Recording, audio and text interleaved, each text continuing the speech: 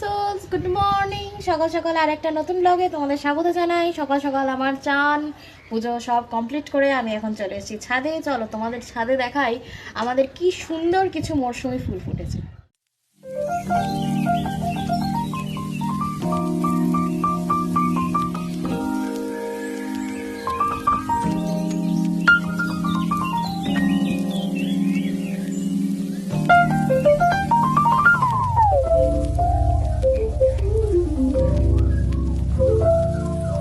আর এই দেখো ছাদে শুয়ে আছে বিরল প্রজাতির সাদা রঙের কুমির, যে শুয়ে শুয়ে রোদ বোয়াচ্ছে। যাই হোক, ছাদ থেকে চলে এসেছি শটান ঠাকুর ঘরে। এই যে যজ্ঞেশ্বর নারায়ণ আমাদের বাড়িতে, যিনি 1 মাস ধরে আছেন।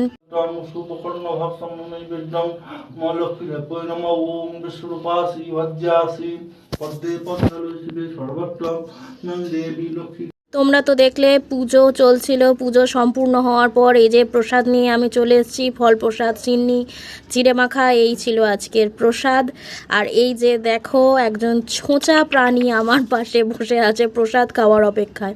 মা যতক্ষণ না আসবে ওকে একটা কিছু দেওয়া হবে না, ওই জন্য বারবার দেখছে সিঁড়ি দিয়ে মা কখন উঠে আসবে।